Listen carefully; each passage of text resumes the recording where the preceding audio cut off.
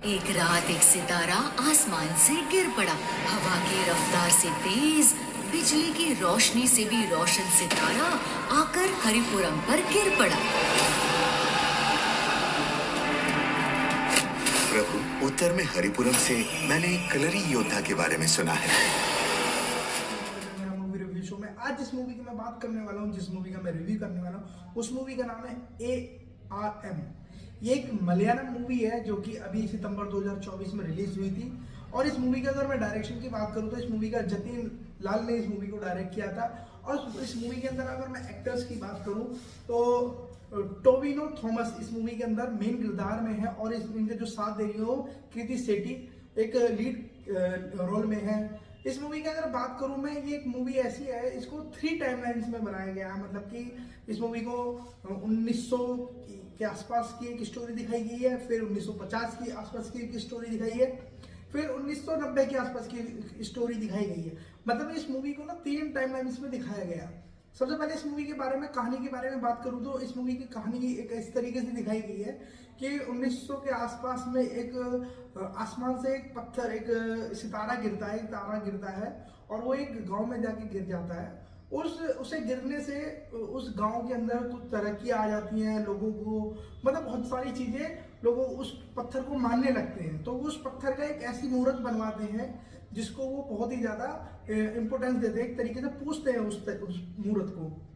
तो उसमें दिखाया जाता है कि एक राजा होता है, उसकी प्रजा को एक दूसरे राज्य का राजा जो है वो कब्जा लेता है। उसके बाद में एक योद्धा होता है उसी राज्य का, वो जाके उसको बचा के लाता है। मतलब 90s की 1900 के आसपास की एक स्टोरी दिखाई जाती है, एक योद्धा के बारे में दिखाया जाता है जो कि एक पूरी की पूरी राज्य पे भारी पड़ जाता है। इस तरीके से उसकी पावर ताकत दिखाई गई है। फिर उसके बाद में एक उसी का जो वंशज दिखाया गया है, मतलब जो 1950 के आसपास की जो स्टोरी दिखाई गई है कि वो एक ऐसा होता है कि जो चोरी करता है, वो चोरी करके अपना जीवन यापन करता है। और वो एक अपनी बीवी के कहने पे, मतलब अपनी बीवी की इच्छा पूरी करने के लिए उस मूर्त को चुरा के लाता है।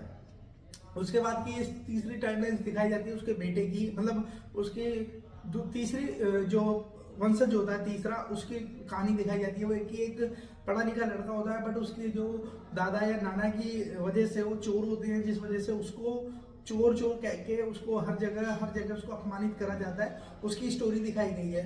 तो उसकी बात की ही स्टोरी दिखाई गई है जो कि टोविनो थॉमस ने ही तीनों किरदार करे हैं। तीनों के टाइमलाइंस की जो एक्टिंग करी है, एक तरफ वो चोर दिखाए गए, एक तरफ योद्धा दिखाए गए और एक तरफ पढ़े लिखे एक व्यक्ति दिखाए गए जो कि एक साइंटिस्ट टाइप में होता है, एक इंजीनियर होता है।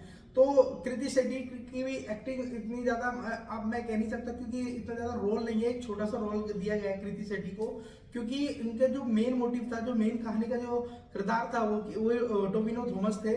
और इस मूवी का मैं बजट की बात करूं तो ये 30 करोड़ के बजट की मूवी थी और इस मूवी ने 106 करोड़ की कमाई करी थी बॉक्स ऑफिस पे। एक मलयालम मूवी थी जो कि पैन इंडिया में रिलीज करी गई थी, बट पैन इंडिया के हिसाब से मूवी बनी नहीं। और सबसे पहले इस मूवी के अंदर एक और चीज बता दूं मैं, इस मूवी को 2D में बनाया गया था, बट 3D मॉडल पे इस मूवी को रिलीज करा गया था, जो कि ज्यादा लोगों को पसंद नहीं आई। 3 टाइमलाइंस की वजह से भी लोगों को इतनी ज्यादा खास लगी नहीं, क्योंकि लोगों को स्टोरी थोड़ा सा अटपटी लगी। मूवी का कॉन्सेप्ट अच्छा था, मूवी का मतलब डायरेक्टर थोड़ी सी उस मूवी पे डायरेक्शन में थोड़ा सा कंफ्यूज हो गए कि कहानी को 3 वक्त में एक ही साथ दिखाना लोगों को थोड़ा सा अजीब और अटपटा लगा। क्योंकि मैंने भी देखा मूवी को तो मुझे भी थोड़ा सा लगा कि यार मूवी थोड़ी सी लेंदी हो रही है, मूवी को कहानी कहीं और चल रही होती है, बीच बीच में दिखा कहीं और पड़ती, क्योंकि उनको तीनों टाइमलाइन समझानी थी। जिस कारण डायरेक्टर जो जतिन लाल थे, इन्होंने काफी कोशिश करी इस मूवी को बेस्ट बनाने की, बट मूवी थोड़ा सा हल्की पड़ गई। और इस मूवी के मैं अगर बात करूं, इस मूवी में एक ऐश्वर्या राजेश भी है। इस मूवी के अंदर थोड़ा सा उनका एक गेस्ट अपीयरेंस कह सकते हो। मूवी में उनका जो कि एक योद्धा की वाइफ का किरदार दिखाया गया था, जो कि एक मूर्ति को जीत के लाता है राजा से। अगर इस मूवी के मैं रनिंग टाइमिंग की बात करूँ तो लगभग 2 घंटा 22 मिनट की मूवी की रनिंग टाइमिंग है। मतलब कि एक समय ऐसा आ जाता है थोड़ी मूवी लेंदी लगने लगती है कि मूवी खिंच रही है। अगर इस मूवी की मैं IMDb रेटिंग की बात करूँ तो 7.1 आउट ऑफ 10 इस मूवी की IMDb रेटिंग है।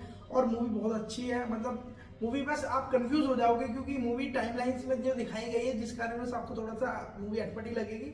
बट मूवी का जो कॉन्सेप्ट है थोड़ा सा अच्छा लगा कि मूवी को किस तरीके से डायरेक्टर दिखाना चाहते थे बट लोगों ने थोड़ा सा उसको नकार दिया कि क्योंकि 3-3 टाइमलाइन से इस मूवी में दिखाना थोड़ा सा डायरेक्टर पे भारी पड़ गया और मूवी ज़्यादा लोगों को पसंद नहीं आई। बट मूवी ने अपना बजट भी लगा लिया और एक सुपरहिट मूवी बन के रह गई। और एक मलयालम मूवी इस तरीके से कर रही है तो उसके लिए मतलब अच्छी चीज़ है कि एक उभरती हुई इंडस्ट्री है मलयालम इंडस्ट्री और अच्छे काम कर रही है और अच्छी अच्छी मूवी लेके जा रही है।